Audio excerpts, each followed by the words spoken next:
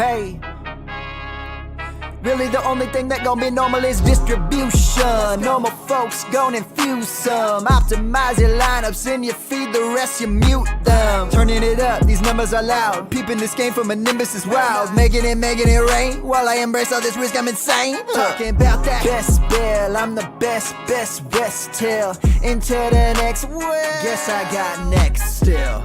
Best bill, I'm the best west till into the next world. And welcome into a special Friday night edition of the Best Bell Fantasy Football Podcast and live stream. My name is Bradley Stalder. You can follow me on Twitter at FFStalder. And make sure you're hitting that red subscribe button. Tonight, I will be talking some Week 12 fantasy tips as you start setting your lineups, are picking up players from the waivers, trying to start to sit decisions. And look, it's going to be an interesting week. We've got all 32 teams. We already had 6 play, but we got 24 on the Sunday game slate, and then 2 more on Monday night. Pittsburgh and Indy play on Monday. So it's going to be a lot of fun getting in some fantasy football questions and answers. Ryan N is the first one in. Appreciate you, Ryan. Thanks for subscribing. Thanks for tuning in every time I pop in. And a couple pieces of news today. Joe Mixon was ruled out due to concussion. And one of the trending topics is, where do we rank Samaje Perine? I think that's fair, because there's pluses to Samaje Perine. Samaje Perine has averaged 22 fantasy points per game in games in Cincinnati where he's played at least 50% of the snaps. So 1 game this year and 1 game last year. Obviously, yeah, he smashed with 3 receiving touchdowns last week in the spot of Joe Mixon. But even last year, 14 fantasy points. So you want to be aggressive about getting Samaje Perine into your starting lineups. He is going to be a top 24 running back for me if I can somehow squeeze him in there.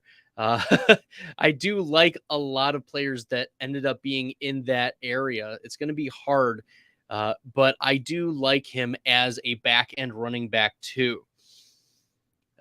And even looking at what Samaje Perine did in the beginning years in Washington. Remember, Samaje Perine in his first couple years in Washington was a first and second down grinder. Now he's moved into this third down role and pass blocking role. If we look, last year, Samaje Perine only had about a 44 PFF pass blocking grade. This year, it's like 85. He's near than doubled it. So that's why he was able to hold off Chris Evans. And if you're in a super deep league, I get picking up Chris Evans, but he's not like a startable asset. Like, you're starting, heck, even Kyren Williams over Chris Evans in these matchups. Like, you're starting Donta Foreman, obviously, Elijah Mitchell over Chris Evans. So Chris Evans is just a really deep consideration. You are not going out of the way. Ryan N says Mostert and Lenny are out. They're not officially out yet. Both of them are doubtful, but we do expect them to be out. So just a piece of clarity, they're not officially ruled out yet, but we do expect that, Ryan N. So it is right to think about that we need to find replacements. Can't decide on Etienne, Jeff Wilson, and Rachaad White. So right now I have Rachaad White at 14, which is pretty aggressive. I like the matchup against Cleveland. Cleveland is the 5th best running back matchup. In fact, they've given up tons of fantasy points as of late. So you have to like the Rachaad White. I have Jeff Wilson even higher. So if I'm ranking them, which I have Jeff Wilson in my top 5, which is a bold call, I know, but I'm really bullish on Jeff Wilson versus Houston. They're the 4th best running back matchup, and we've seen Jeff Wilson be a running back 10 and running back 2 with 21 touches over those 2 games with Raheem Mostert. We assume Raheem Mostert gets taken out of the equation completely, and maybe it's in a Salvon Ahmed backup game where he gets sprinkled in with 4 or 5 touches. That's still going to leave another 5 touches for Jeff Wilson against a really vulnerable Houston front 7.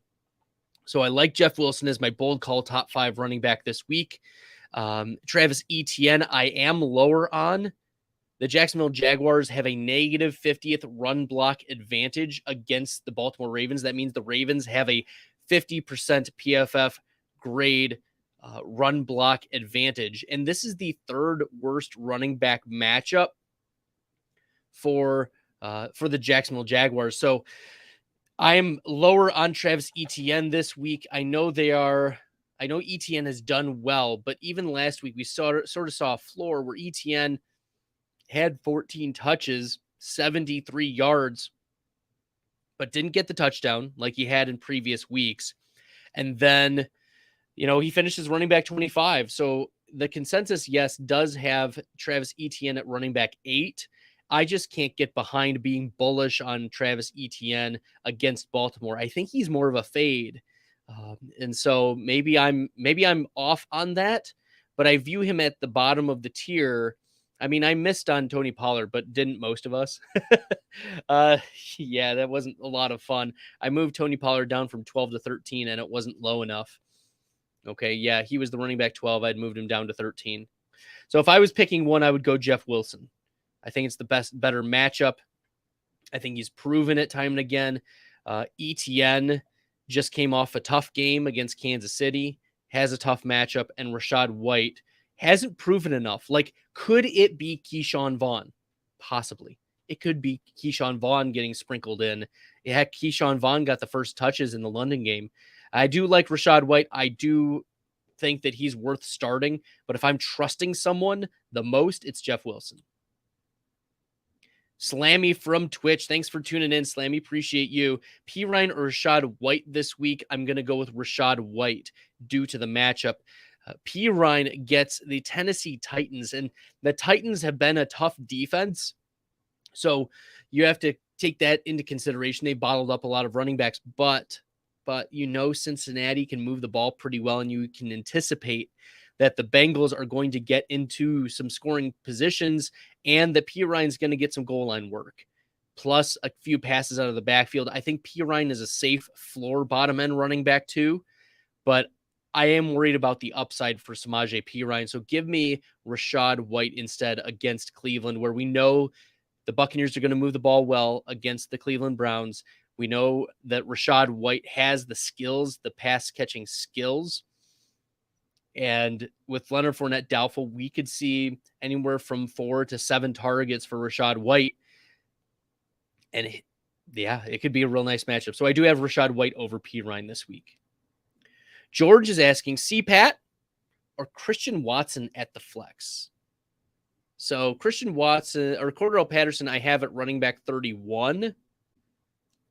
And Christian Watson, I have at wide receiver 34. Both not great matchups. Philadelphia is a tough matchup for Christian Watson, despite the fact that Watson is coming off of 2 straight games with, 5 total touchdowns over the last 2 games. He's finished as the wide receiver 2 and 5 during that span. He's had 14 targets, which is encouraging, but only 8 total receptions during those 2 games, 155 receiving yards.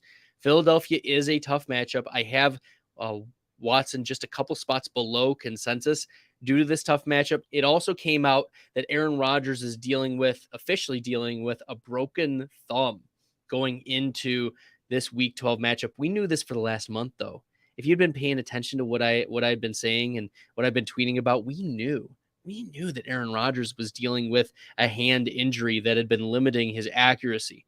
So, the plus for Watson is that he's getting the target share, which is something that Cordarrelle Patterson is not getting. Looking at the season for Cordarrelle Patterson, this has been a pretty disappointing ceiling season for him insofar as, yes, he finishes the running back 19 last week, but he only had 12 touches in that game, and he's had at most 2 targets in every game but week 1 against New Orleans. So, yeah, I think I would roll with Cordarrelle, but it doesn't make me feel good. Like I put that at like a 51-49 confidence. I don't have a lot of confidence in that call, but give me Cordarrelle over Christian Watson. Where do I have Walker this week? Kenneth Walker the third. I'm really bullish on Kenneth Walker. He's running back 4 ahead of Jeff Wilson, ahead of Josh Jacobs, who is actually questionable for this game now. Christian McCaffrey I had ahead of him. James Conner. I think I'm going to move Josh Jacobs down, actually. Yeah. Okay, I'm moving Josh Jacobs down. So I have Kenneth Walker. It's a great matchup. Kenneth Walker also coming off of a very interesting game where he had 8 targets, 6 receptions, 55 receiving yards. He didn't have a touchdown, so he finished as the running back 21. But in the previous 4 games, he had still finished as the running back 24 or better. Actually, past 5 games. He was running back 19 in week 5 against New Orleans. So, you know, you know that he has a floor, which is a bottom running back 2. But we've also seen ceiling games, running back 3 against the Chargers, where he went 23 for 167 and had 2 touchdowns. And then against Arizona, 26 for 109, 3 receptions, 20 receiving yards, and 2 touchdowns as well, running back 2. So we've seen ceiling games, we've seen floor games, and this is the match of the script that you want to follow for a smash Kenneth Walker game. So third best running back matchup against Las Vegas. You expect a lot of points being scored in this game in Seattle. It's a home game. This could be almost the beast mode 2.0 game. I'm loving it. All right. Ryan N.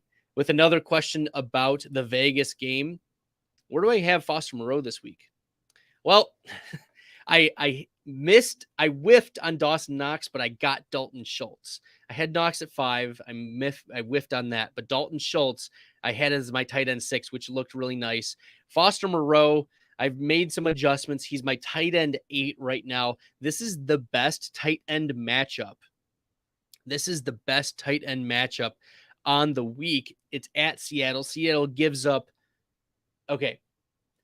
This is how I want you to look at this Foster Moreau matchup. He's got a nice floor. Moreau has had 3 targets. I think it's 3 targets. Yeah, he's had 3 targets in every game this year. He's had at least 28 receiving yards in every game this year. He's finished at worst the tight end 24. But you want to be a little bit, actually, I'm looking at standard in full PPR and half PPR. Worst is tight end 26. But the matchup is so good that the way I want you to look at this matchup is Travis Kelce level. Okay. Travis Kelce this season has averaged 16 point something fantasy points per game. The Seattle Seahawks give up about 16 fantasy points to the tight end position per game. You are getting an elite tight end 1 level almost every week on average from as Seattle allows for opposing tight ends. So this is a smash matchup for Foster Moreau. He's a strong streaming option at tight end. Like I have Foster Moreau over Dulcich this week, which is against consensus. Dulcich has a negative 43% PFF advantage. Over Cole Kmet, who has a negative 27% advantage. And also there's been a lot of rumblings out of Chicago that Justin Fields will not be expected to play this week. And over Juwan Johnson as well. Juwan Johnson gets a negative 35% pass block advantage and is the 5th worst tight end matchup. So I am starting Foster Moreau over those types of players. He's my tight end 8 on the week, a very solid streaming option. Mr. Vengeance from Twitch, thanks for tuning in. Appreciate you tuning in, Mr. Vengeance from Twitch. If you want to also hop over to YouTube as well and make sure you're hitting that red subscribe button. I don't know if you can do that, but I appreciate you jumping in and asking this question. Do I just play Carr and give up on Fields this week? That seems to be the rumblings right now. I just tweeted out maybe an hour or 2 ago about Justin Fields. Let me see if I can pull up this article here. Okay. I just tweeted out, only a couple hours ago, that Daniel Greenberg of @Shy Sport Update According to Brad Briggs, the Chicago Bears don't want to see quarterback Justin Fields suffer a further injury to his left shoulder, so there's a high likelihood that quarterback Trevor Siemian will start for the Jets or versus the Jets. So yes, I think you fire up Carr if that's your other quarterback option. I'm looking at other streaming options, and like I don't know if Geno Smith has already been picked up, but he should have already been, picked up for you. The other like streamer quarterbacks that I have ahead of Carr this week, Trevor Lawrence and Jimmy Garoppolo. Okay. Trevor Lawrence, Jimmy Garoppolo. So you can start those players over Carr, but Carr gets Seattle, and I expect that this is kind of a shootout type of game. Great show. Thanks, ML. Appreciate you from YouTube. Where do you rank Ayuk rest of season among wide receivers in PPR? Wow. Whew. Okay. He's asking about, in particular, the schedule for the fantasy playoffs. He gets Seattle, Washington, and Vegas. Okay. And hypothetically, if Debo was out rest of the year, where would you rank Ayuk rest of season in that scenario? So a couple things about Brandon Ayuk. First off, he's been a top 24 wide receiver 4 of the last 5 weeks and a top 10 wide receiver 3 of the last 5 weeks. In the week where he didn't finish as a top 24 wide receiver, he still had 6 catches for 84 yards, and this is in half PPR. You're not going to scoff at 6 for 84. You're happy with that. And even in the game, like he had 4 straight games of 6 or more targets and 80 or more receiving yards going into the week 11 game against Arizona. In that game against Arizona, week 11, his 2 receptions for 20 yards, they were both touchdowns. So one way or another, Brandon Ayuk is going to get his fantasy points. He gets New Orleans, which you mentioned, or this week in week 12.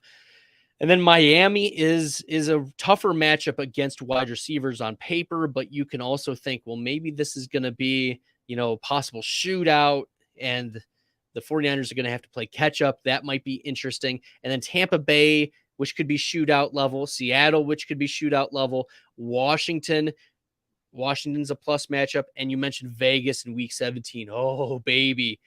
Yeah. Brandon Ayuk in your championship. I mean, it doesn't even take Debo to be out. Like Brandon Ayuk right now is the wide receiver 16 in total fantasy points. His consensus this week is wide receiver 23. And I moved him up to 22. So I'm a little over consensus. But I think even moving him to like a mid-pack wide receiver 2 is just fine. Like I'm happy with Brandon Ayuk in my starting lineup as a flex player, a wide receiver 2.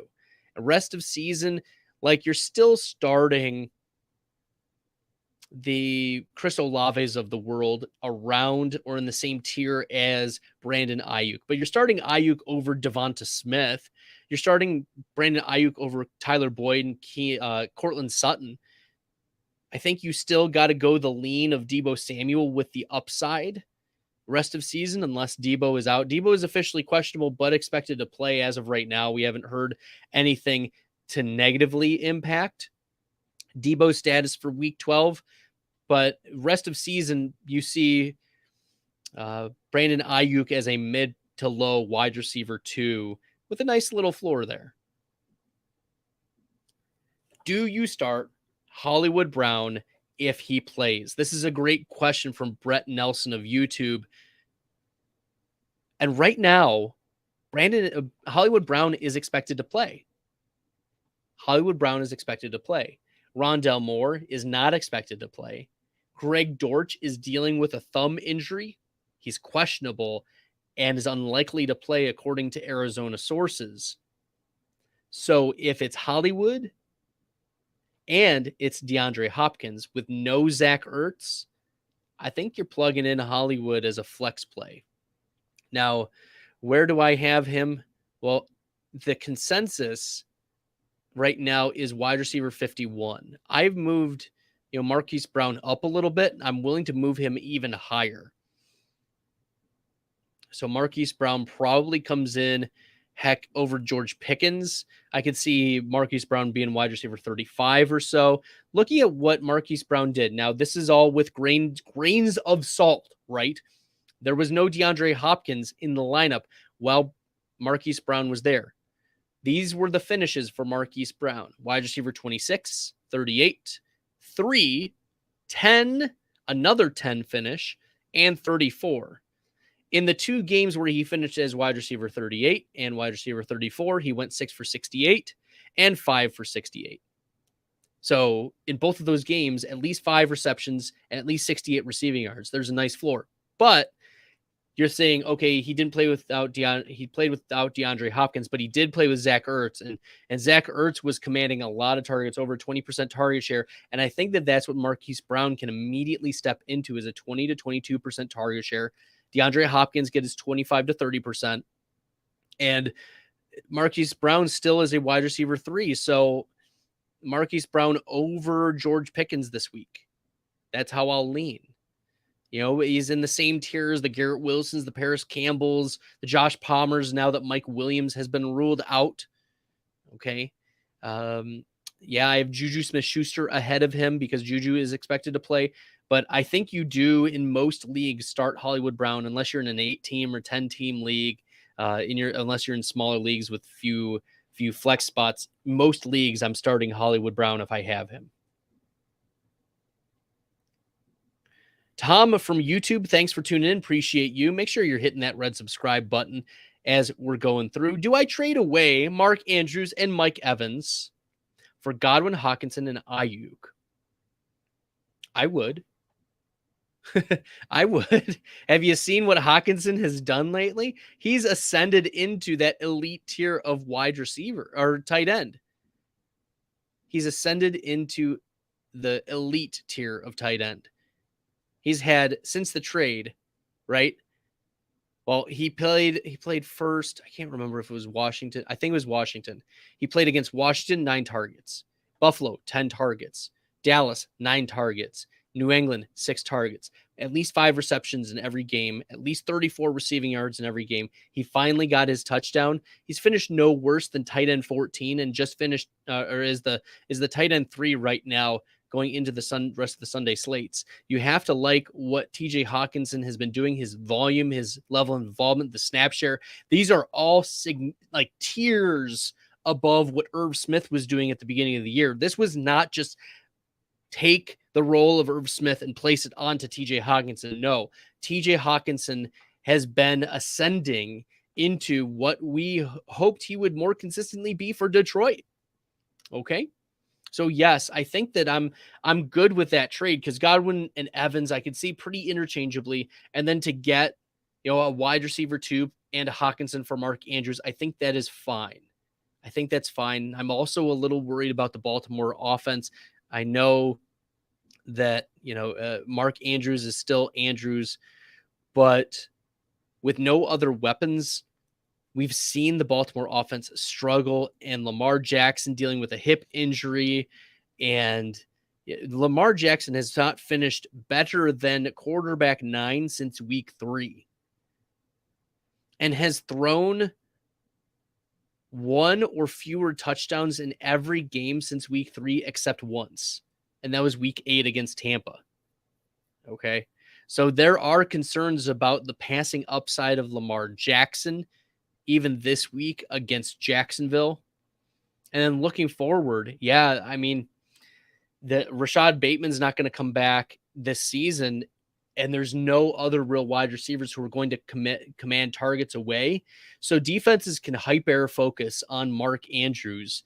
So the Godwin for Evans, I can see flip-flopping, and then Hockenson and Ayuk. I feel like the downgrade from Andrews to Hockenson is worth it for Ayuk.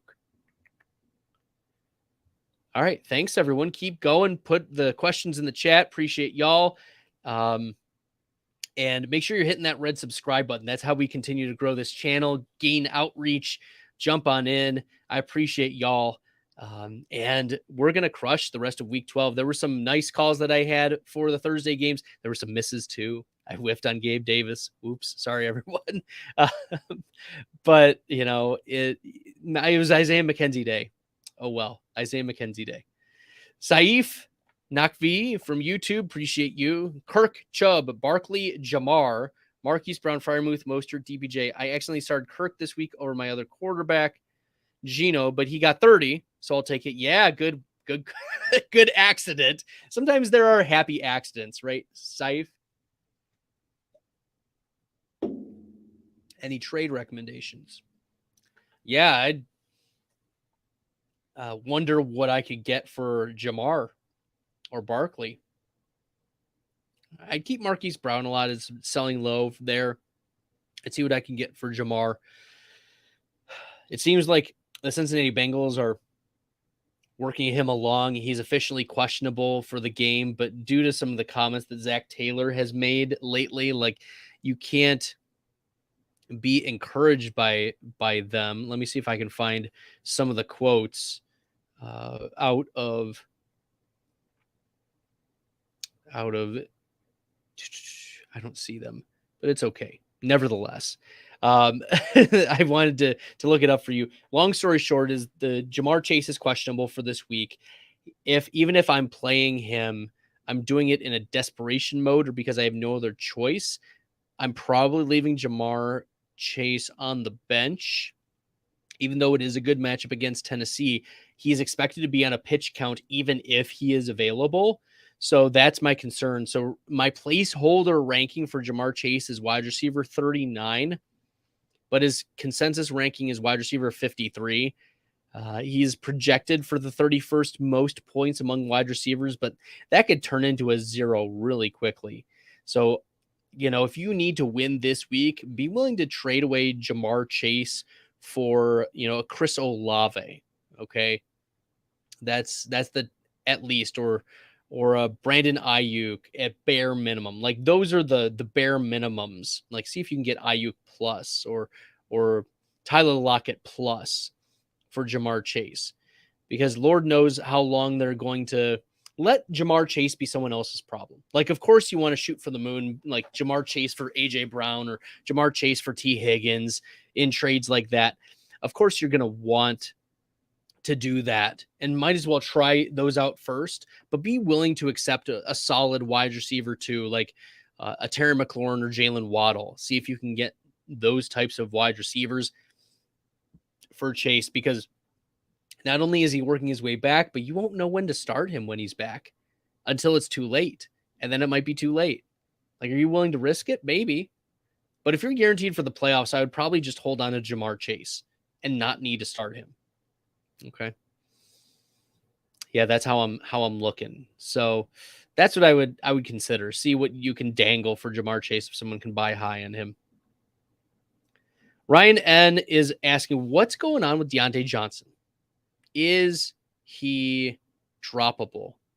That is a good question. And let me pull up the Deontay Johnson stats, because Deontay is getting targets in this Pittsburgh offense. I mean, he's 22nd in target share. He has a nearly 25% target share this year, 24% target rate. He runs the routes. He plays almost all of the snaps. He's 14th in air yards, which is actually a change. Last year, if you remember, Deontay Johnson was a lot of close to the line of scrimmage type of targets, and so the air yards weren't accumulating as much. He's 14th in the NFL in deep targets. That's a problem for inaccurate quarterbacks, because his catchable target rate is 82.6%. That's a problem. He's 5th in unrealized air yards, and he's 7th in drops. The dropsies have come back and hit Deontay Johnson again. So what are we doing with Deontay Johnson? Making him someone else's problem, honestly. Like, unless you're in a deep league, you can trade away Deontay Johnson if your trade deadline hasn't passed, or drop him too. Take some upside running backs. Like, you should have picked up Rachaad White, for instance, instead of Deontay Johnson. Or Samaje Perine. These types of running back twos that could be league winners down the line. Okay? Yeah. I would pick, there are a dime a dozen Deontay Johnsons. He's wide receiver 45 in fantasy points per game, wide receiver 42. You can pick up a Deontay Johnson off the street. So yeah, I would be willing to drop him in your regular 12-team leagues. Jeff Johnson from YouTube, thanks for tuning in. Appreciate you. Who to flex this week? Hollywood, Palmer, or Rachaad White? I'm going with Rachaad White this week. I have Rachaad White at my running back 14. Yeah, running back 14. It's a great matchup against Cleveland, as I mentioned before. And Rachaad White has increased his involvement this season. If you look at the last few games, he had 7 touches week 6 against Pittsburgh, right? He had 7 touches week 7 against Carolina. He had 7 touches week 8 against Baltimore. He had 11 touches week 9 against the LA Rams. He had 22 touches against Seattle. Finished as the running back 20 last week. He's finished as the running back 21 or better twice so far. And I like his pass catching profile. He was a 90th plus percentile type of pass catcher, target rate pass catcher out of the backfield at Arizona State when he was in college. So Rachaad White has the pass catching profile. He's improved over the course of the season. We've seen increases in usage. And now he's coming out of the bye with a questionable Leonard Fournette, or now doubtful Leonard Fournette. Fire me up some Rachaad White. Josh Palmer, I would say, is second on my list. If you're like, well, I'm still not convinced, Bradley, I'm just going to go Palmer. Palmer isn't a bad option, I would say. Okay, I do have Palmer at wide receiver 31 against Arizona. Arizona gives up a lot of points on defense, and in fact, the Arizona Cardinals, if I recall correctly, they are the third best quarterback matchup per PF, third best quarterback matchup in fantasy points allowed. So against the Arizona Cardinals, the Chargers are going to score some points, and it's going to be Eckler, it's going to be Palmer, it's going to be Keenan Allen. So those are the players that you're firing up. And Gerald Everett, too, should be back. I think that you need to lower expectations a little bit for Palmer because Everett will be in there. But I think, with Mike Williams out, you're still okay starting Palmer. And I think Palmer slightly above Hollywood right now. But maybe we get more word that we're more confident in Hollywood playing a full set of snaps. And in that case, I could see starting Hollywood over Palmer. But I view in that similar tier, I just have Palmer and higher up in that tier than Hollywood for right now. And then Rachaad White is the clear leader of these three. All right, Ryan N., do you think Deshaun Watson is a quarterback one rest of season? Well, let me pull up his schedule here. Let me see if I can pull up the Cleveland Browns schedule. Because the Browns get Tampa this week. And then they get Houston. I'm at the mercy of technology. Yeah, so it's Tampa Bay, and then Deshaun Watson is expected to make his debut at Houston. Of course it's going to be, of course it's going to be at Houston. And then Tampa Bay, he's not starting yet. Houston, they're tough against quarterbacks, not because they play shutdown defense necessarily, not because they play shutdown defense against quarterbacks, but because they allow so many fantasy points to the running back position. They give up so many points to the running back. In fact, that's why I have Jeff Wilson as a top 5 running back. I know it's a bold call, but that's why I have Jeff Wilson as a top 5 running back this week, is because opposing teams just hand the ball off.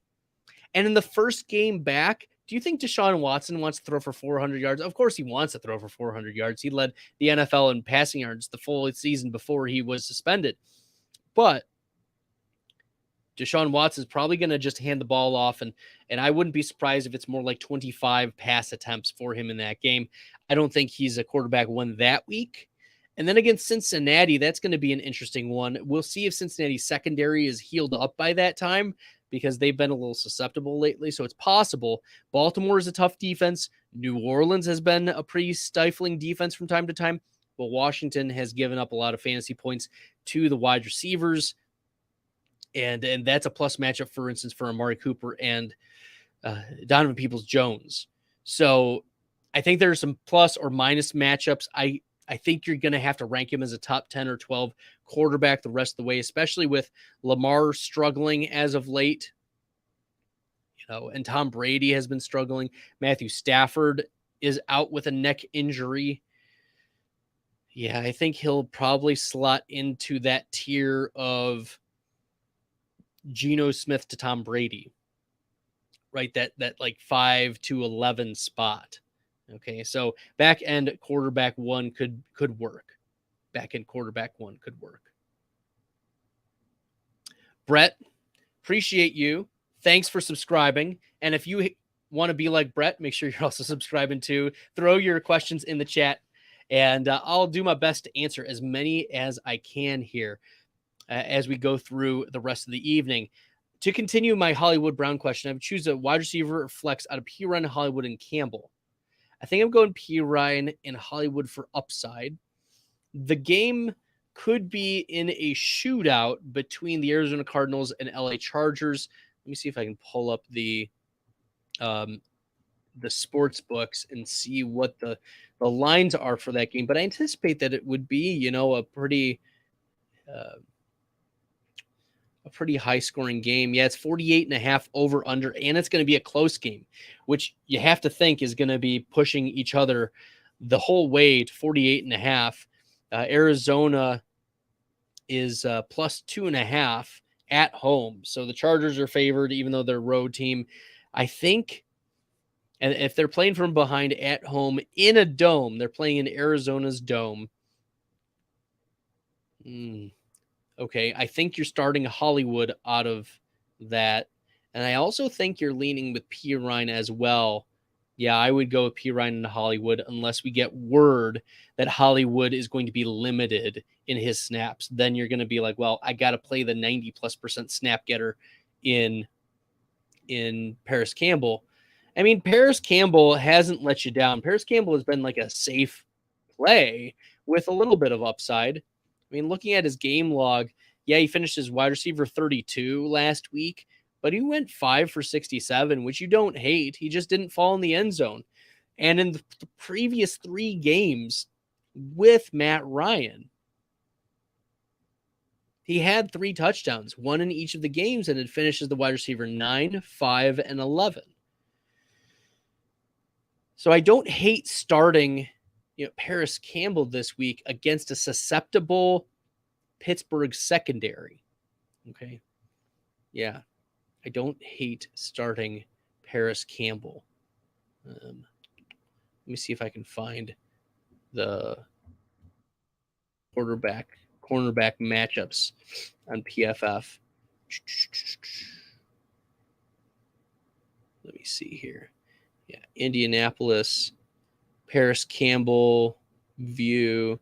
He's projected to slot up most against Arthur Mollett.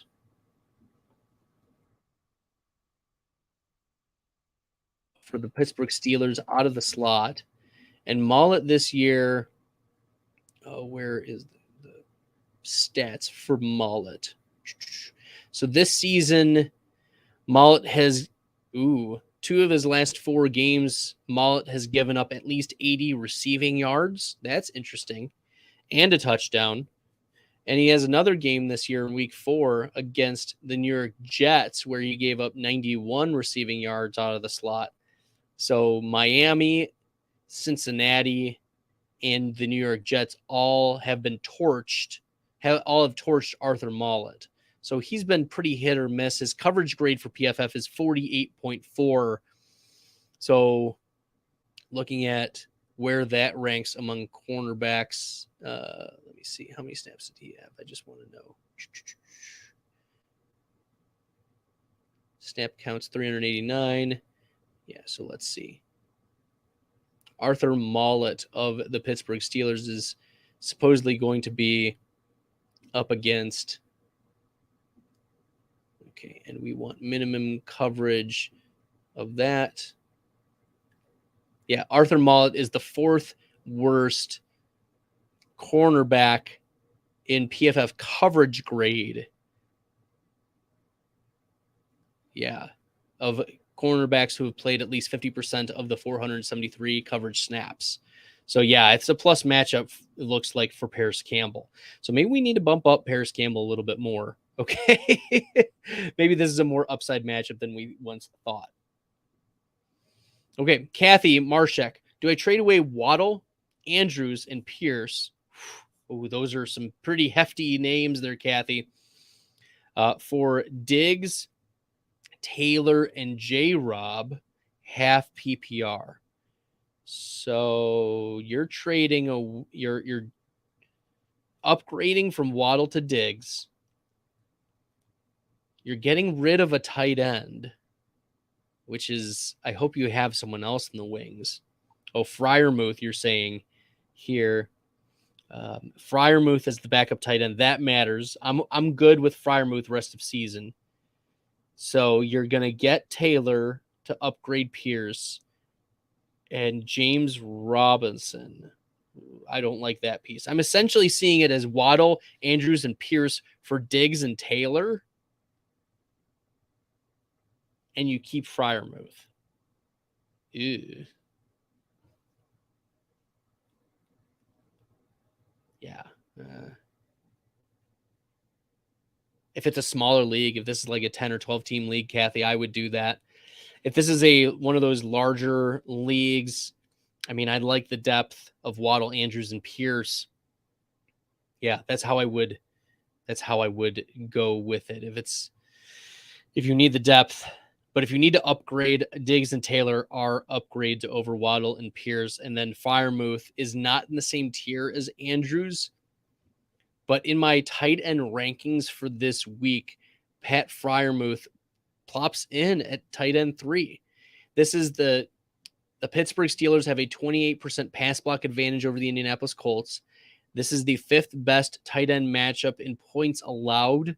The Indianapolis Colts have give up the 5th most fantasy points to the tight end position.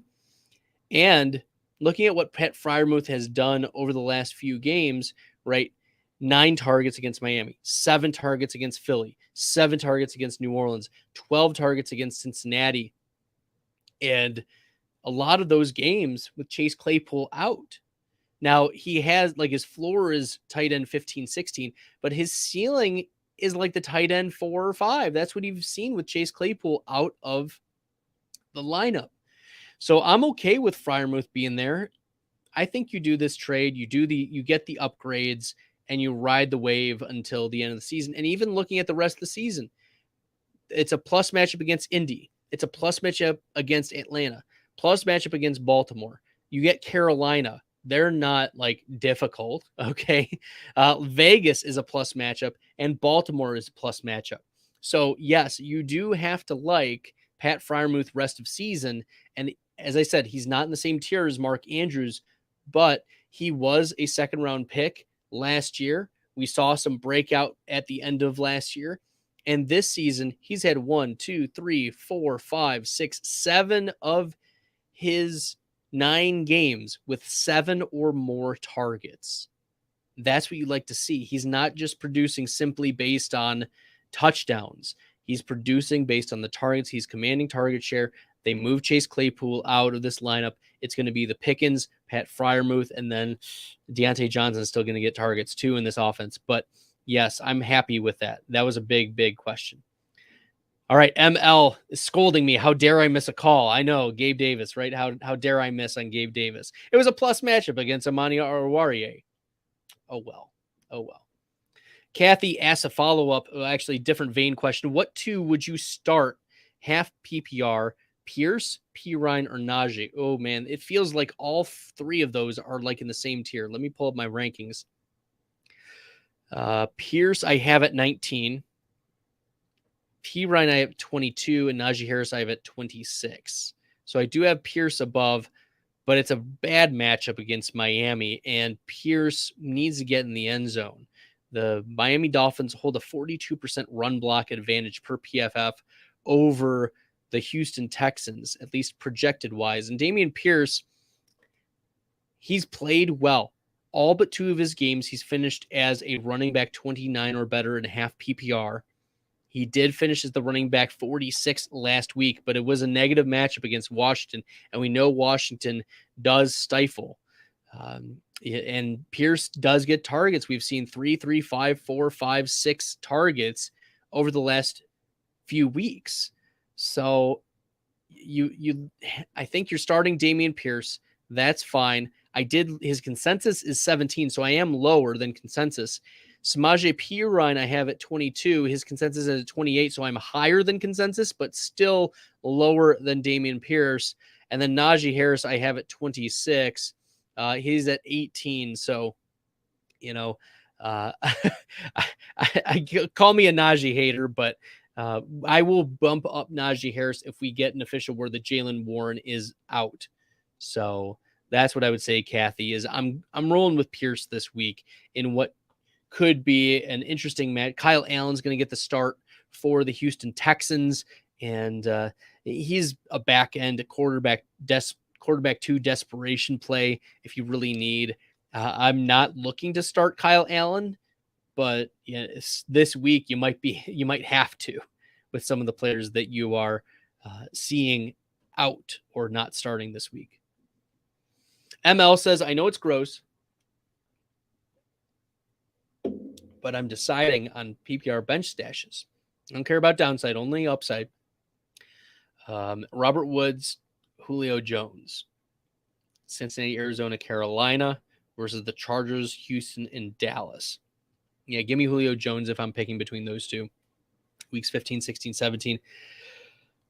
Russell Gage is out for this game, and he just continues to struggle with those injuries this year. It's unfortunate because I've been a huge Gage truther. I've been on the Gage train for years. Like, I have my receipts, but Julio Jones is the better talent for right now. He's healthier, believe it or not, than Russell Gage.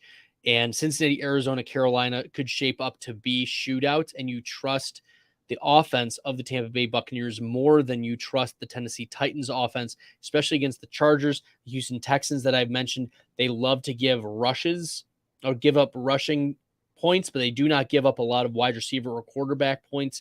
And then Dallas, we just saw Daniel Jones. That was one of my good calls of the week, was Daniel Jones being a much lower quarterback. I had him at 23. I had Daniel Jones at 23. I don't know if he'll actually fall to 23, but he was the worst ranking quarterback of all of the Thanksgiving quarterbacks. He had 15 fantasy points. Okay. He may not fall to quarterback 23, but I wanted to make it known that I was starting like Matt Ryan, Jacoby Brissett, Jared Goff, Aaron Rodgers, Taylor Heineke, Marcus Mariota, Russell Wilson, even over Daniel Jones. So, I mean, Dallas is a tough defense. They are the second worst quarterback. They give up the second fewest fantasy points to quarterbacks.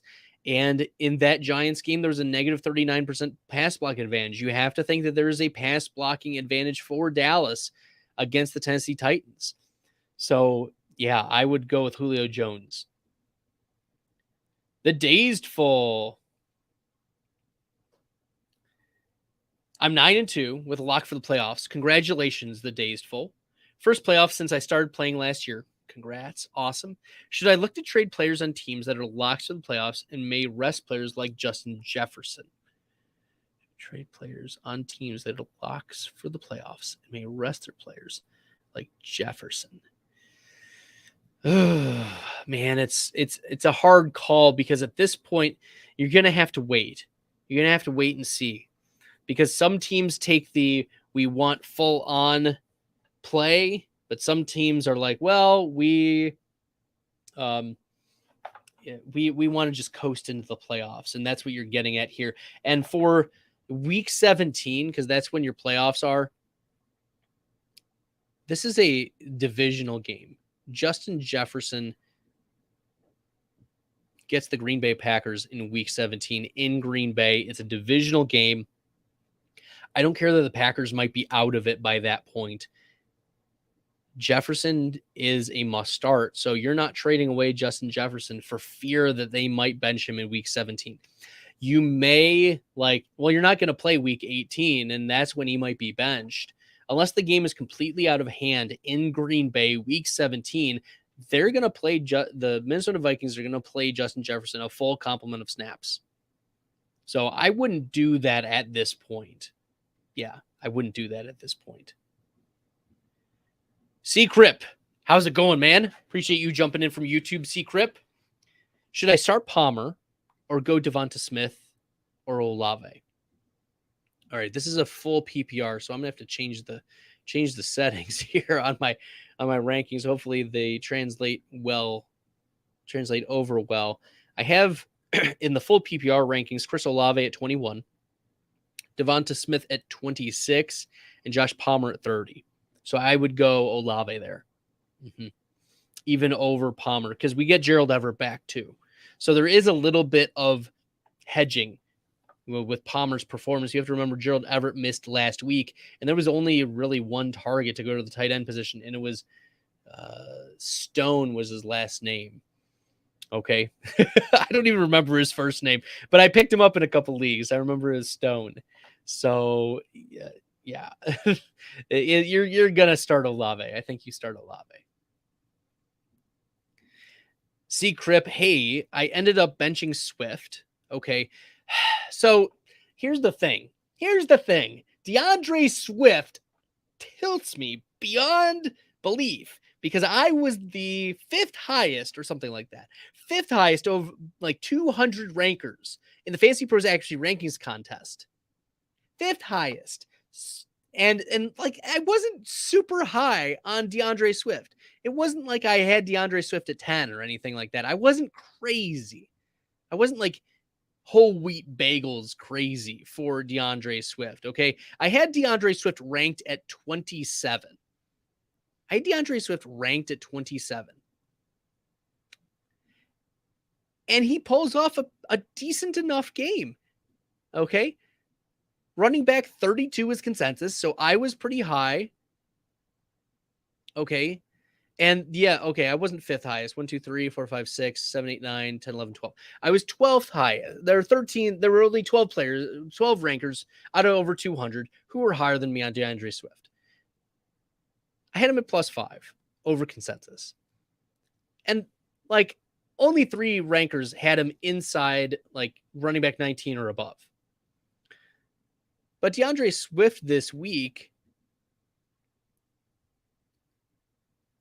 let's see, not standard, half PPR, 5 of 19 on the ground, 4 receptions for 24 yards.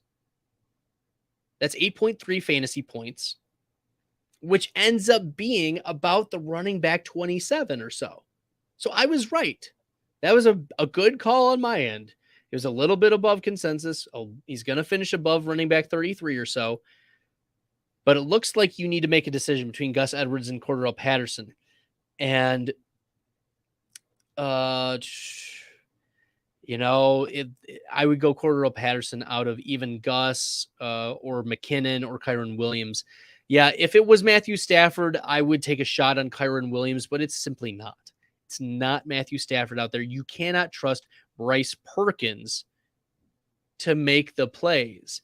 Let me pull up the Bryce Perkins stats for a second. I have Perkins right now at quarterback 29. So he's not startable in even super flex leagues.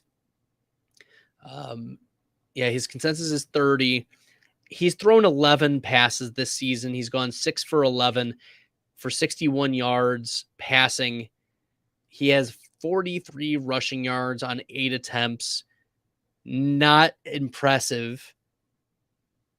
And you can't trust him against Kansas City. I have Kansas City as my number 1 DST this week. So I would go Cordarrelle Patterson. McKinnon, I don't think they're going to need to use very much because it is going to be such a plus matchup. And then Gus Edwards, this is Baltimore versus Jacksonville, and I don't think it's going to be a salt the game away. Gus is still nursing that hamstring injury, even though he's probably good to go for the week. That's what I would say. So I'd start Cordarrelle Patterson if I had to pick between those 4. C-Crip.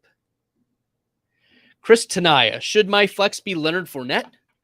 Judy Tyler Boyd, Zay Jones, Raheem Mostert, Donovan Peoples-Jones, Kareem Hunt. Okay, well, this is nice because we can use some elimination here. You're not starting Leonard Fournette because he's doubtful. You're not starting Jerry Jeudy because he's officially ruled out. You're not starting Raheem Mostert because he's doubtful. So it comes down to really Boyd, Zay Jones, Donovan Peoples-Jones, and Kareem Hunt. And you're not starting Kareem Hunt because it's a tough matchup. Donovan Peoples-Jones, you're probably not starting. So you're probably starting Tyler Boyd of these players. You're probably, Raheem Mostert is probably out, as I mentioned.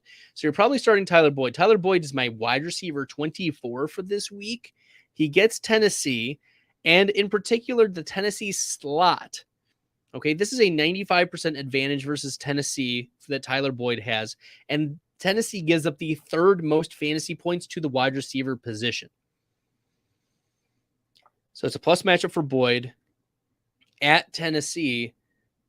So Cincinnati, it is a lower over under 43.5. And it's expected to be a close game as well. But I think it's Tyler Boyd who gets the targets in this game and is targeted a lot. Let me see if I can find the matchups here. Yes, 32 teams, Cincinnati Bengals. Tyler Boyd has the most excellent of matchups right now, and he's projected to play the majority of his snaps against slot corner Joshua Kalu. So, yeah, you want to be able to start Tyler Boyd if I'm picking those Chris Taina from Twitch. Appreciate you. If you haven't subscribed to me on YouTube as well, make sure you're doing that. If you're on Twitch, you can also subscribe to me there.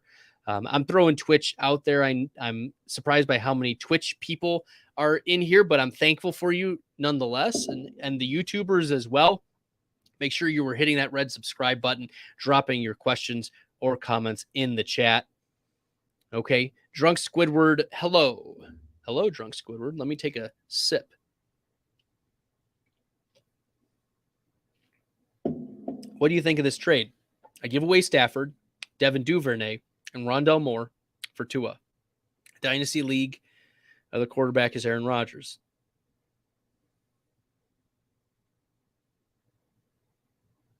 I hope you already smashed that. I hope you already smashed that. Yeah, you go get Tua. Devin Duvernay is a virtual 0. Rondale Moore is a nice piece, but it's essentially Stafford plus Rondale Moore to get Tua. Yes. Smash. Boom. Move on. Let's go, Drunk Squidward. I hope you already, within the time that I've taken to answer this, you should have already smashed. Charlie Wynn from YouTube. Thanks for popping in. Appreciate you doing that. And currently in Tight End Wasteland. Tight End Wasteland. It's only Tight End Wasteland. I just saw The Who a couple weeks ago. That was great. Half PPR, have to pick one. Njoku, Dulcich, Juwan Johnson, or Taysom Hill. Oh, man. Yeah, it is Tight End Wasteland. Let me pull up the rankings and talk through a few of these. So Njoku gets Tampa. You have to think that this is a little bit of a slugfest.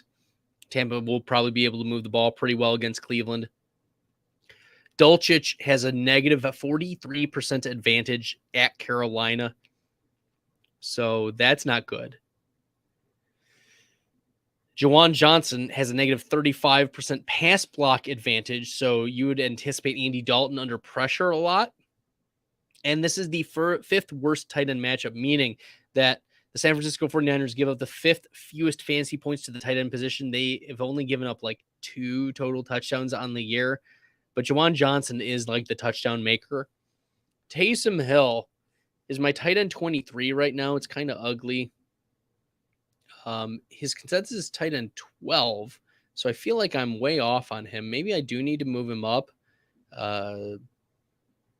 But I would pick Njoku.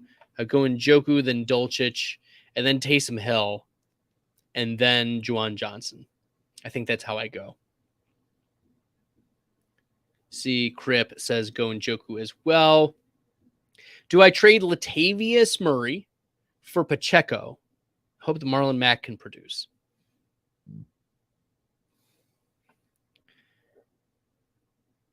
I think that we need to look at this.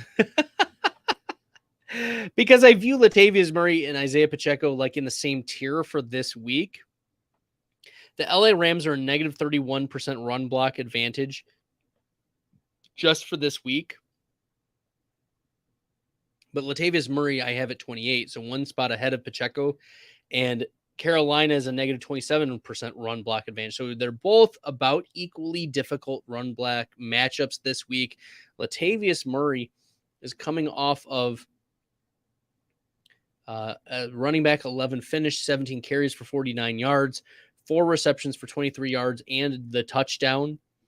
The difference, I think the lean has to go Latavius Murray because of the pass catching work, right? Isaiah Pacheco, over the last 2 games, 0 receptions. That's a problem for Pacheco. That is a Pacheco problem. I made a video about Pacheco, and that was the most significant issue, is that it's not looking like Jerick McKinnon is going away from that pass catching role. And unless Isaiah Pacheco can access even 3 targets a game, just get Isaiah Pacheco's 3 targets a game. Until he does that, he's stuck in like back end running back 2, high end running back 3 purgatory, unless he falls into the end zone, which Latavius Murray did fall into. So he's like was a high end running back 2 last week. But if I'm looking forward, if I'm looking at like rest of season schedule, Pacheco gets the Rams, which are tough, Cincinnati, which is tough, Denver, which has been plus or minus. Then he gets Houston, which is plus, Seattle, which is plus, Denver. So Pacheco is a really nice schedule rest of season. And then looking at Latavius Murray, what he has rest of season, he's got Carolina, which we've mentioned is tough, Baltimore, which is tough, Kansas City, okay, and then Arizona, which is a nice matchup, the Rams, which are a tough matchup, and then Kansas City again. So rest of season, I'm going Isaiah Pacheco. Rest of season, I'm going Isaiah Pacheco. So if you can do that, yeah. C. Crip, I got a tight end question. Do I still play Njoku over Foster Moreau, even if Njoku is on a pitch count? I'm starting Foster Moreau over David Njoku this week. It's just such a plus matchup. I mentioned this earlier in the live stream, but the Seattle Seahawks are giving up the equivalent of Travis Kelce numbers on average to opposing tight ends. You're starting Foster Moreau this week, okay? Because what other options do you have? You have Gerald Everett coming off a groin injury, David Njoku, who's coming off of injuries and snap count limitations, Greg Dulcich, who has a bad matchup against Carolina, Taysom Hill is completely boomer bust, Tyler Higbee himself is questionable for this game. Like, I'm just reading down the list, okay? He has a knee injury, Tyler Higbee does. Evan Ingram has been completely hit or miss. Like, if you want to bump up Evan Ingram for this matchup, fine, but I'm still not starting Ingram over Foster Moreau. Cole Kmet has a bad matchup and might be losing Justin Fields. Juwan Johnson has a bad matchup. Hayden Hurst. Now we're getting into tight end 17, and I have Foster Moreau at 8. Okay, I have him at the top of this streaming tier. He's behind the Kittles, Schultz, Hawkinsons, Knoxes of the world, but you're going to start Foster Moreau. That's what I'm saying. Saif, back in the comment section. Appreciate you. I'm trying to trade Barkley for a running back wide receiver. There's some of the top options. Okay. Kamara, D-Hop, Alvin, Debo, Miles, Metcalf, Etienne Lockett, JT Olave, Kenneth A.J. Brown. Which one is the best or that someone would accept? So you're trying to trade Barkley. So you're going to downgrade running back is what I'm anticipating. I'm not going after Kamara. I would be okay with Etienne or Lockett. I would be most happy with JT Olave, or actually most happy with Kenneth Walker and AJ Brown. I would say that I'm most happy with that one. I would accept JT Olave. I would accept Etienne Lockett. I would not go with Miles Sanders or Metcalf. I would not go with Dalvin Debo or Kamara D-Hop. That's how I would do it, Saif. Omar Rios from YouTube. Thanks for tuning in, Omar. If you haven't subscribed, make sure you're hitting that red subscribe button from YouTube. I appreciate all of you jumping in and getting into the comments section. Omar as well is asking a question about Raheem Mostert, okay, or Leonard Fournette, Week 12 flex. Probably neither of them. Yikes. You got to find other options, Omar. You got to find other options. Mostert is doubtful. Fournette is doubtful. Find someone else. Anyone else. These guys are probably going to be zeros for you. Sebastian Alvarez. I need to win. My team is rough. I need help. I lost Cooper Kupp. My team went to poop. I am so sorry, Sebastian. I'm rooting for you. I'm wishing you the best of luck. I hope that everything works out for you. I hope you get all of your waiver wire bids. I hope that you get every player that you need, because that super stinks. That super stinks. Richard Hernandez. Need a running back and a flex. P. Ryan, Paris Campbell, or Latavius Murray. I'm starting P. Ryan over Latavius Murray. So P. Ryan, and then give me Paris Campbell. Give me Paris Campbell. I'm going back to the well. P. Ryan and Paris Campbell. Richard Hernandez. Need one to flex, but who? Burks, Hollins, Peoples-Jones, or Kyren Williams? Treylon Burks. Treylon Burks for sure. Let's fire up Brooks with some confidence this week. Treylon Burks is my wide receiver 27 right now for this week. His consensus ranking is wide receiver 41. And he gets Cincinnati, and Cincinnati has been susceptible the last few weeks to fantasy points to the wide receiver position. They're in middle of the pack matchup. And if you look over the last 2 weeks, Treylon Burks, wide receiver he has 6 and 8 targets each of the last couple games. So I would go Treylon Burks. He's targeted downfield. This is a very, very interesting matchup. He's projected for 35th most fantasy points. So I'm going Treylon Burks, and then Donovan Peoples-Jones. I feel like I need to move up. And once I take some of the placeholders out, like Jamar Chase, I'm going to move Donovan Peoples-Jones up to that back end wide receiver 3 range. But could Peoples-Jones outscore Burks this week? Sure. Anything is possible, but I'm leaning with the ascending first round wide receiver talent over, I think Peoples-Jones is a 6th round pick out of Michigan. Yeah, I'm leaning with Treylon Burks this week. Bradley, if Hunter Renfrow comes back, do you think he has any usefulness as wide receiver 2? That's way too bullish. Sorry, ML. There are some very friendly Hunter Renfrow fans in the stands, but I'm not one of them. I think Hunter Renfrow is just fine. He's been a very successful wide receiver in the NFL. He's played very well, but I don't think wide receiver 2. I mean, you're not going to start him over Keenan Allen. You're not going to start him over Brandon Ayuk. You're not going to start him over Chris Olave. Those are back-end wide receiver 2s right now in the rankings. So can't do it. I can't do it, ML. Sorry. I don't even know if wide receiver 3, because I like the Juju Smith-Schusters of the world, the Paris Campbells of the world, Marquise Browns, the Christian Watsons as wide receiver 3s, even better than Hunter Renfrow. So no, I don't have that type of optimism. Ethan asks, Keenan Allen or Amari Cooper? I'm going with Amari Cooper this week. This is at Cleveland, so it's a home game against Tampa. Amari Cooper is not going to replicate his 8 for 113 week at Detroit, because he was at Buffalo, but it was against Detroit, or at Detroit, but it was against Buffalo. You know what I mean? But if you look at the other boom games this year, his home games in week 2, New York Jets, 9 for 101. Week 3, at home, Pittsburgh, 7 for 101. At home against the Chargers, 7 for 76. At home, New England, tough matchup, 4 for 44, but got the touchdown. Week 8, Cincinnati, 5 for 131. Yeah. You're firing up Amari Cooper. I like Keenan Allen this week. I like, as much as you can like a player like Keenan Allen, I guess I'm a little lower than consensus. Consensus has shifted right now. So I had Keenan Allen at wide receiver 26. I might need to move him up even over Cortland Sutton right now, maybe 25. We'll see what we can do. But I prefer Amari Cooper over Keenan Allen. Rock out from YouTube. Thanks for tuning in. Appreciate you. Derek Carr or Jimmy G? Yeah, you benched Cousins too. Shake my head. I feel the hurt. I ranked Cousins below Derek Carr this week. So, it's just how it is. Can't win them all. That's what I say. Can't win them all, but we're going to do our best to get as good as we can get for this week. And based on my rankings, I'm going with Jimmy Garoppolo. I have Garoppolo at 12 and Carr at 14.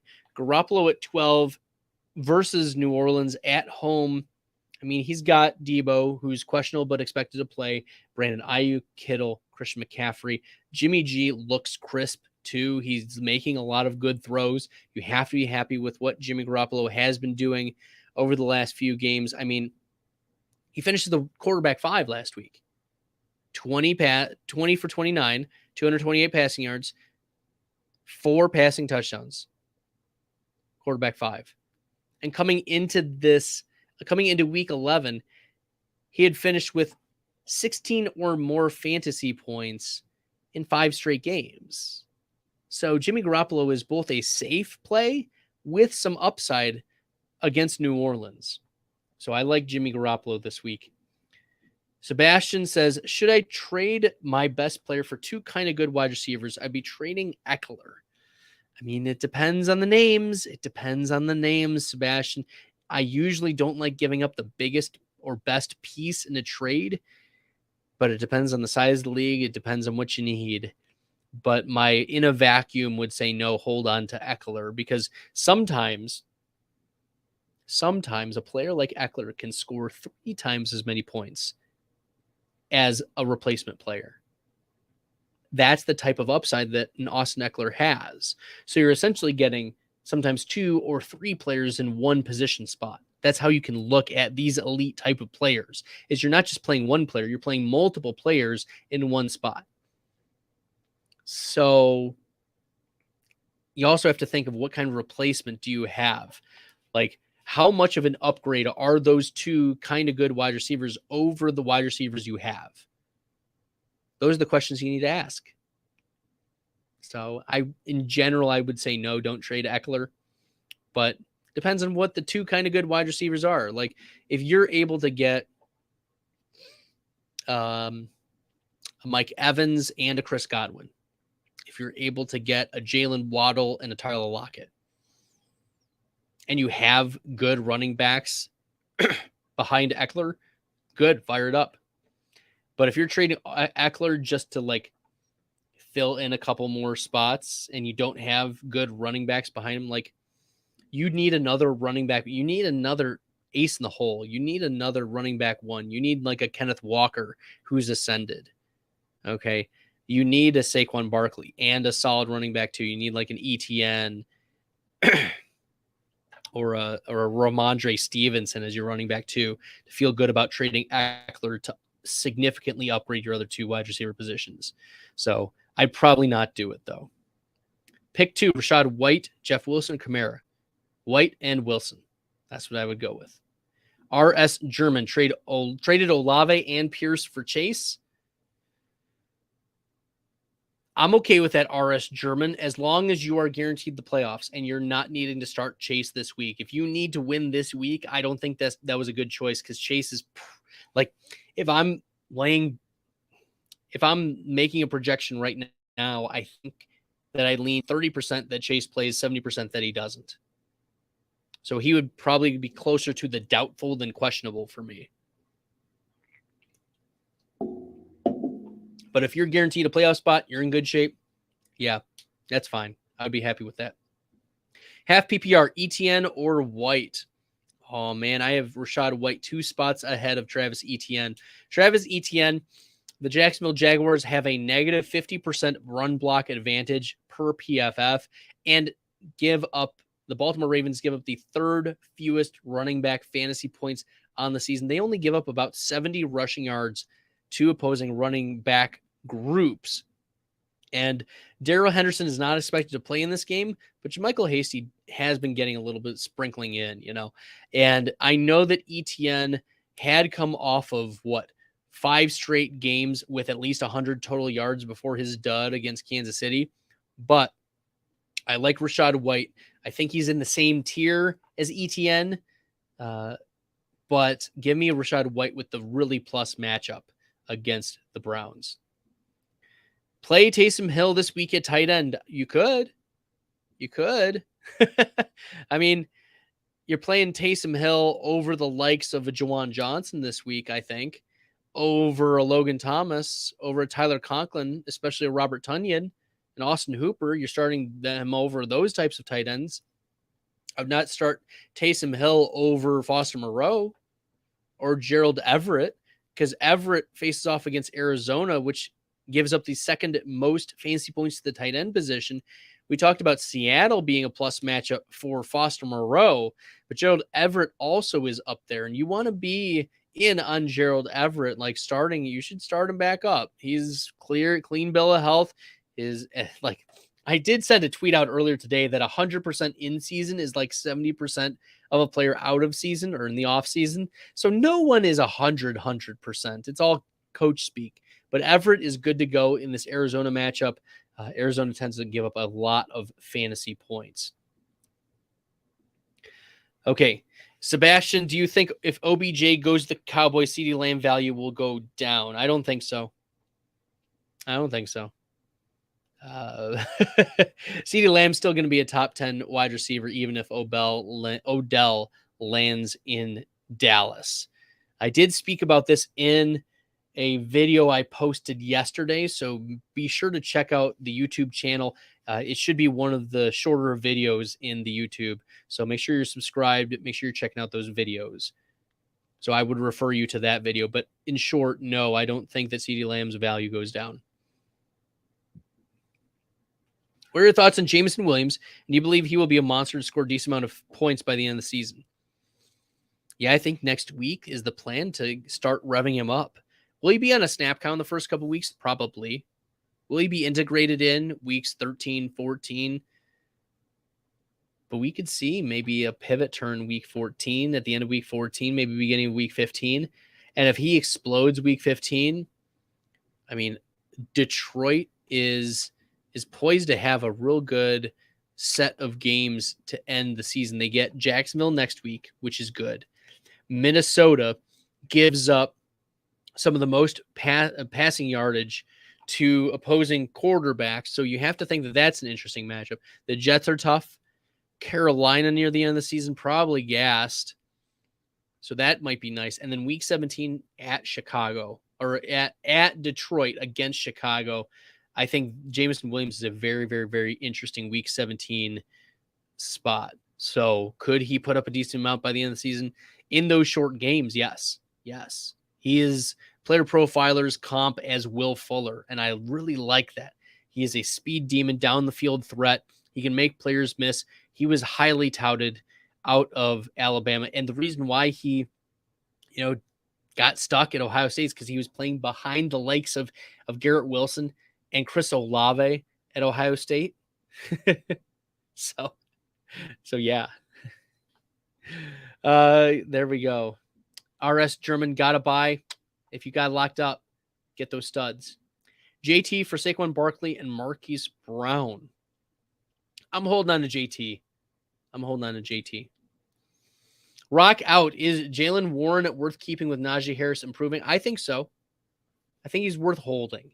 He is dealing with Warren is dealing with a hamstring injury, so probably not gonna go hog wild. If you need to drop Warren, you can, but you have to be happy with what Najee's done the last couple of weeks. He's had at least 90 rushing yards each of the last two.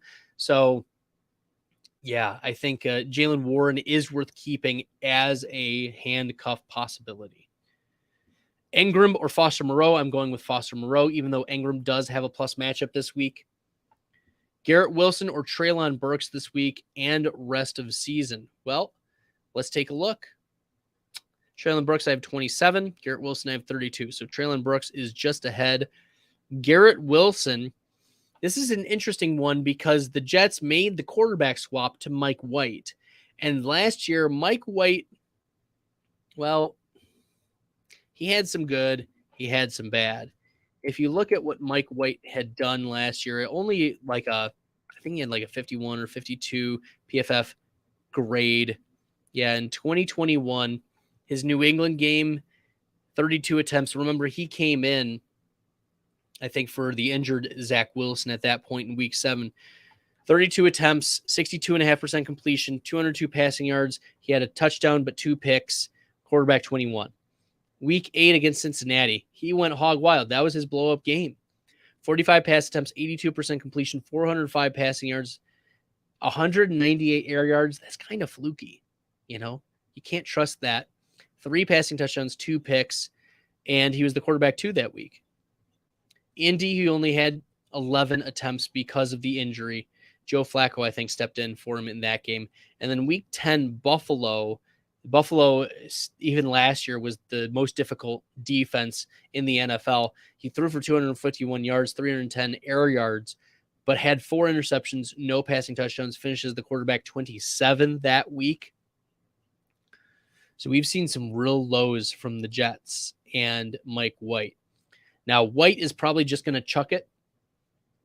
And maybe you're taking a deep cut on Elijah Moore, but I'm probably not.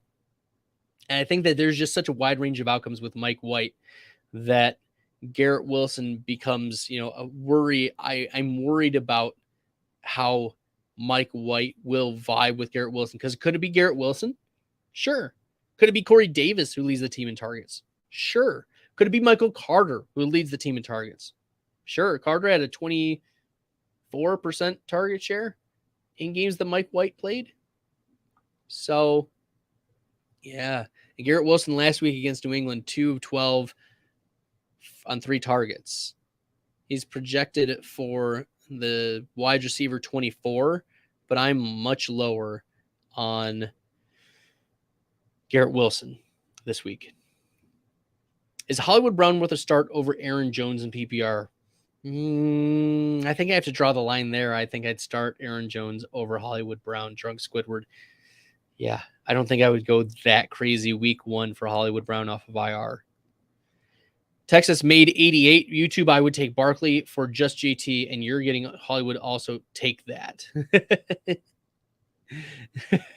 Fair. There's some real Barkley lovers, but I wouldn't do that trade. Okay. Start Jones. We don't know how or much Hollywood's going to feature this week. I agree with you. Elias from YouTube. Yeah, exactly my thoughts. Does Jameson Williams cap Amon-Ra St. Brown's ceiling now? No, I don't think so. Amon-Ra St. Brown was capping his own ceiling by not scoring touchdowns until this week on 4th down. So, no, I don't think Jameson Williams caps Amon-Ra St. Brown. I think what he does is he bumps out Josh Reynolds and Khalif Raymond out of that deep role and moves over DJ Chark, right? That's what he's going to do. I'm not worried about Amon-Ra St. Brown losing much to JMO. Yo, can you give me some opinions on trades? Sure. Pop them in the chat. As long as we're up, we're going. Hansu Kim from YouTube. Thanks for tuning in. Appreciate you. And for all the new viewers and listeners, make sure you're hitting that red subscribe button. It really helps the channel grow. It helps me reach more people. And I appreciate all of you jumping in and making this a great evening, talking fantasy football, talking start sits, talking talking rest of season rankings. This is a lot of fun. So Hansu Kim, welcome to the Best Bell Fantasy Football Podcast. Thanks for tuning in to the live stream. And Dalvin Cook or James Conner plus Tyler Lockett. Ooh, man. Give me James Conner plus Tyler Lockett rest of season. Dalvin Cook has finished 5 of his 11 games as running back 20 or worse, anticipating that he'll be running back 20 or worse this week. I had Dalvin Cook at running back 11 against New England, and this was the worst running back matchup. His consensus ranking was running back 10, so I was a little low. But he gets the Jets, Detroit, Indy, the Giants, and Green Bay. So there are some tough matchups in there. The Jets and the Giants in particular are not easy matchups. So give me James Conner rest of season, and you're getting Tyler Lockett. Yes, a solid wide receiver too. Give me that. Hansu Kim. Why are people so high on Bijan? I know he's good or might be good, but some people have him at like running back 1 in Dynasty already. I think it would be hilarious if he was just a bust. Lincoln was here. I'm not a Devy expert, and I spend a lot of time in February and March preparing and watching film and doing like combine measurable research and comps and all of that. So I haven't dug deep into Bijan, but I've dug deep enough to know that he is the running back 1 of the class. And I look, a couple weeks ago, just walking by the TV at a friend's house, and you see Bijan rip off a 40-yard touchdown. Dude looked like a man among boys out there. The film speaks. The combine will speak. He's going to be an absolute stud. So, yeah, you'll want to pay attention to this channel as well as I do some player comps, doing some deeper dives on players like Bijan when we get into the offseason. And we do rookie analysis, and I give some advice on how to rank players and the ranges of outcomes for particular players, giving player comps. You're going to want to hear about Bijan Robinson. And even like right now, I like using playerprofiler.com as a resource. Playerprofiler.com gives Bijan Robinson a 91st percentile scouting grade. Okay. Yeah, you're going to want some Bijan Robinson. I mean, just right now through 11 games, over 1,400 rushing yards at Texas. He has 19 receptions on the season, 18 total touchdowns this year. And even in year 1 in 2020 in Texas, he had 86 rush attempts. He was a part-time player, still had 703 rushing yards on 86 rush attempts. What? And this is Texas. It's not like, East Carolina University, okay? Bijan Robinson. Yeah, Texas made 88. He's not a bust. Sounds like most of the reason why I traded 2 first-round picks for Bijan. Yes, as you can tell in the comments with the 101. It's delusional for people to have him at running back 1 already without 1 minute or game, and me not knowing where he's going. So here's the thing.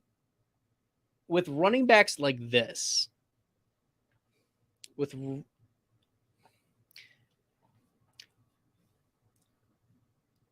NFL knows where to value players, and they've been doing a pretty good job of it.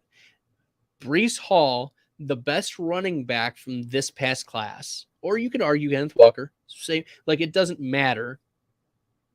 It doesn't matter if you view Kenneth Walker or Breece Hall as the running back 1.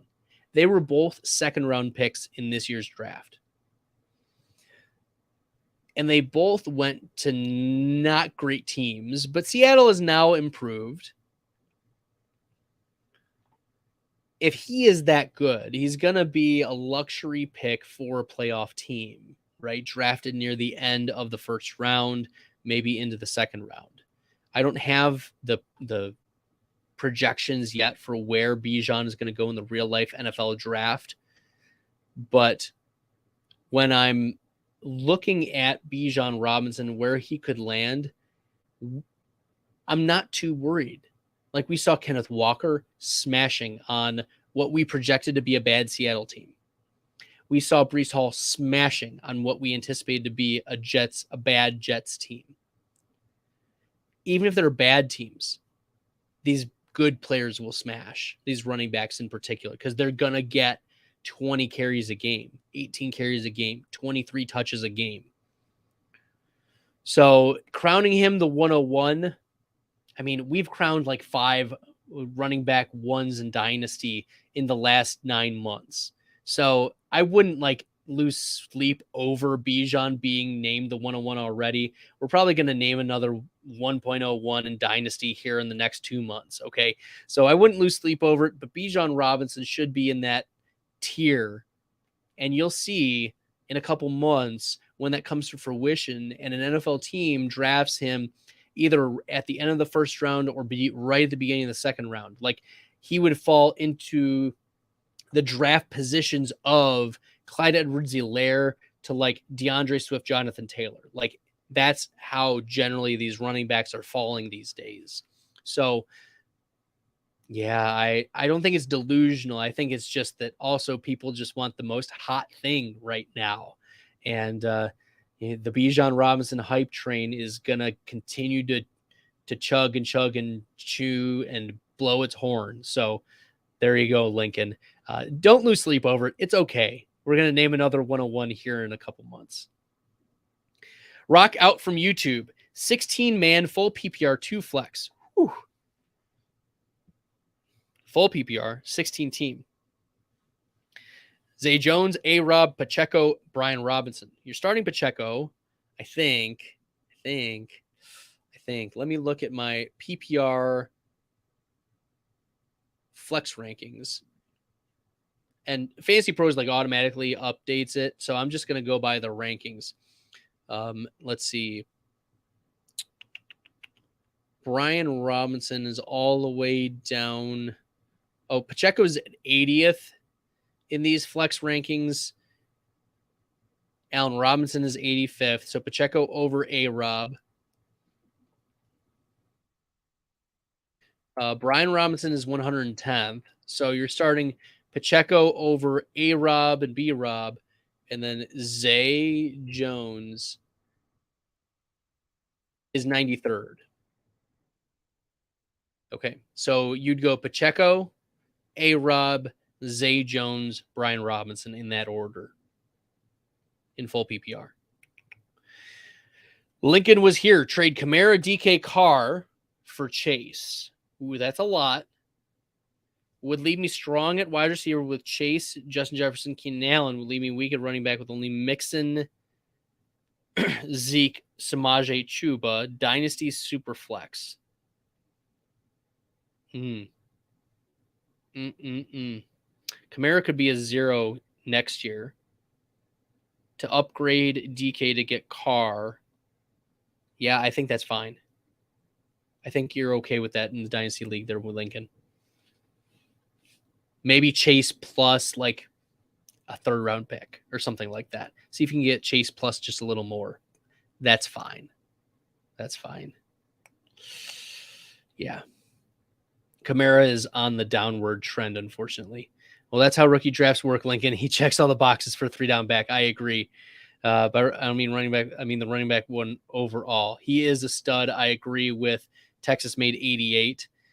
Not saying he's not, but I think automatic running back 1 stop over JT is crazy. Yeah, he won't go running back 1 in a redraft league. No. Not next year. I don't think so anyways. Maybe he pulls a Saquon Barkley, but I think Saquon's going to have the superior measurables over Bijan. That's just my guess, but we'll find out at the combine. Drunk Squidward, redraft doesn't count in Dynasty Leagues. He'll be gone quick. Be growing stuff from YouTube. Thanks for tuning in. I'm starting Kamara, Jones, Jacobs. Wide receivers are Brown, Juju, Everett, tight end, benches, Cook, Sutton, A-Rob, Traylon Burks, Cordell Patterson, Pacheco. Yeah, I would start all those guys over Pacheco and Patterson. And then, yes, I would start Juju and Brown over A-Rob, Sutton, Cooks, and Burks. Yep, looks good. Be growing stuff. Do you think Kupp will be back for the last 2-3 weeks of the fantasy playoffs? Probably not. Hansu, Kim, probably not, unfortunately. Let's go. Walker and Breece Hall were good examples. Yep, Walker and Breece were good examples. Thanks, Drunk Squidward. Appreciate you. Hoping my Cowboys can land him, make him the new feature running back. I mean, Tony Pollard, I think he's a free agent at the end of the season. And Zeke, you can cut, like the Cowboys could cut him this coming season and not lose a ton on dead cap. At least it was a tolerable amount. The last 2 years, if they would have cut Zeke, not a tolerable amount. I think Barkley was a better prospect. Yeah, I agree. And he's really, really good. But do I ever see Bijan increase from what he's values right now? No. Well, let's look at keep, trade, cut. since we're going down that rabbit hole for Bijan Robinson, Devy rankings. Yeah, Bijan right now is a 9999, even on Superflex. Okay. And let me see if I can find the rest of Dynasty resources. Dynasty rankings.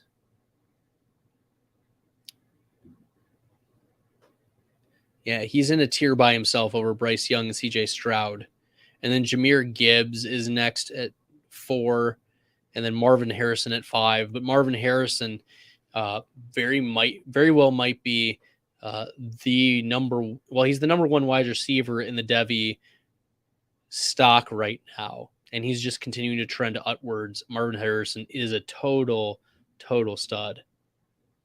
Drunk Squidward also depends on who the 101 is. If you play Superflex, probably Stroud will be the 101 over a running back or wide receiver. It depends on what you need too. Like, as long as they're in the same tier, you're okay with that. But if you need a quarterback, like, you're taking Bryce Young and CJ Stroud over Bijan, I think, in the Superflex. But if they're not luxury picks, the reality is you're taking the best player available, and Bijan Robinson projects to be that. Lincoln continues, everyone's so high in Bijan. If he doesn't come out averaging 10 receptions, 100 rushing yards a game, his value wasn't worth it. I mean, looking at the dynasty rankings for Keep Trade Cut, the other players in that 999 rating is Josh Allen. Okay. So the Patrick Mahomes, Justin Jeffersons are all in the same tier as Bijan, but everyone is so high. Yeah, no, nobody's going to do that. Not 10. Okay, Hansu is asking Mike Williams, Dalvin Cook, Terry McLaurin, Cortland Sutton, or Keenan Allen, Cooper Kupp, Michael Carter, and Josh Jacobs. Oh, Hansu, you're hurting my heart here. Mike Williams, Dalvin Cook, Terry McLaurin, Cortland Sutton. Williams is out this week. Dalvin Cook had a stud week already.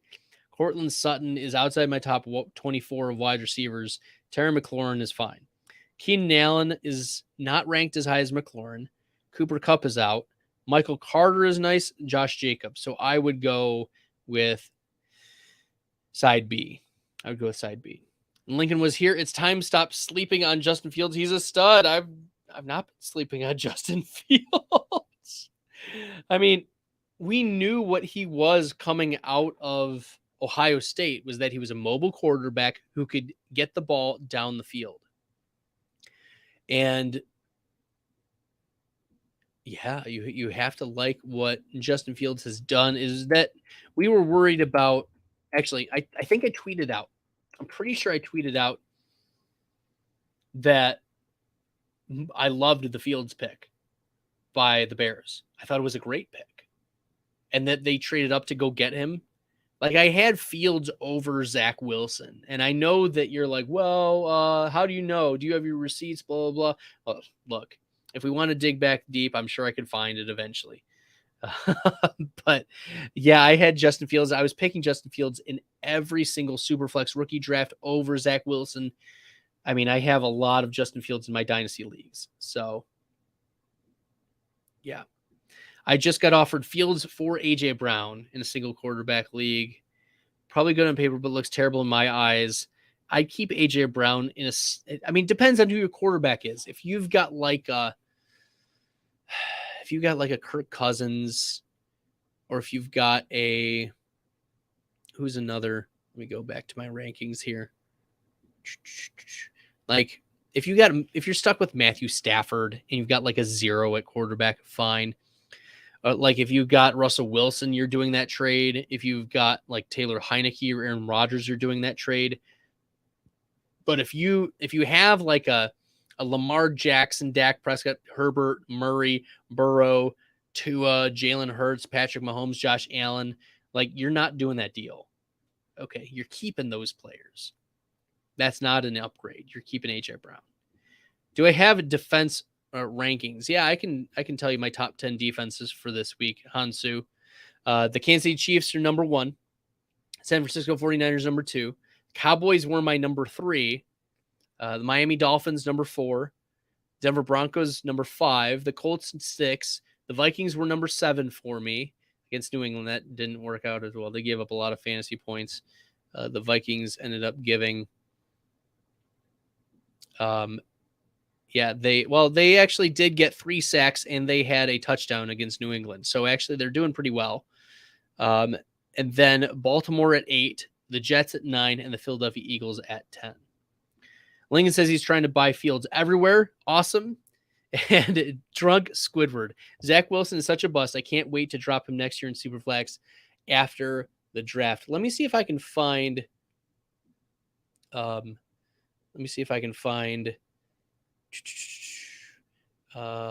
me go to YouTube. Fantasy data. Zach Wilson. Oh. Fantasy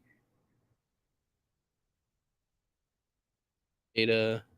Zach Wilson. Let me see if I can find the video. There we go. I'm pulling this up. This was from 11 months ago. Okay, let me present this. Yeah, share screen. This is me 11 months ago telling you to buy or sell Zach Wilson. Okay. Sell Zach Wilson. Yes, he's not been the best quarterback. And that's the whole point, is that there's still hope in the fantasy community that he will do great things. I just got into a big Twitter discussion today about how Zach Wilson is still good because he's a rookie. No, he's been terrible as a rookie. All of his pass attempts per game, passing yards, passing touchdowns, money throws, air yards per game, true pass rating, interceptable passes per game. All of these are terrible stats. He is a sell. Yes, the Jets have a lot of assets to be able to fill in his needs, but there's so many holes and so much ambiguity with the Jets. You can't trust that they will do what they need to support Zach Wilson and his playing style. So he's played poorly. There's not a trust in the organization of the Jets. And his talent level, his player profiler comps are Johnny Manziel, Case Keenum, Aaron Murray. Of those 3 quarterbacks, the highest quarterback season is Case Keenum's quarterback 14 back in 2016 when he was playing for Minnesota. This is not a player that you want to invest in. If you can trade him for a startable asset, a quarterback or a running back 1, running back 2, a wide receiver 1 or 2 or 3, a flex consideration, Pat Freiermuth. Zach Wilson is a sell. Get out of Zach Wilson. Sell him now before the fantasy community finds out he's a fraud. Well, I don't know if y'all could hear that. Let me know. Give me a thumbs up if you could hear it. If not, I ended with Zach Wilson is a fraud. Okay. Yeah. Okay. I also put the link in the chat so you can check that out. Nevertheless, let's keep going through. That guy's such a bum, doesn't take responsibility. He can never be a leader. That's why he won't be a quarterback in the NFL. I don't see him as second or third string quarterback. Fair enough. Start Pirine or Gibson. Blocks from YouTube. Make sure that you are hitting that subscribe button. I appreciate you jumping in. Blocks. Hit that subscribe on YouTube, and we will continue going. My rankings for this week in a half PPR, I have Gibson 1 spot ahead of Pirine. Gibson gets Atlanta, and Atlanta is a plus matchup for running backs. And 4 of the last 5 games, Antonio Gibson has been a top 16 fantasy running back. Pirine, we know, had the boom game last week, but now he's facing Tennessee.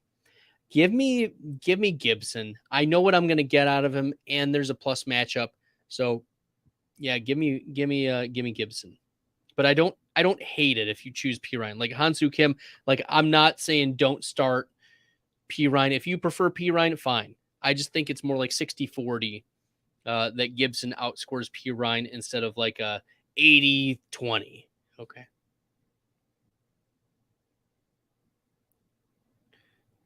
Okay.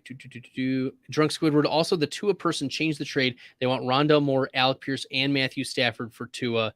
Is that too much? In a dynasty league. Okay. Yeah. It's okay. But you're scamming the crap out of him. It's a one quarterback league, though, I think. And so if they want those, yeah, I would do that still, even in one quarterback league. Yep, take it. Scamming the crap out of him. No, it's not Superflex. Doesn't matter.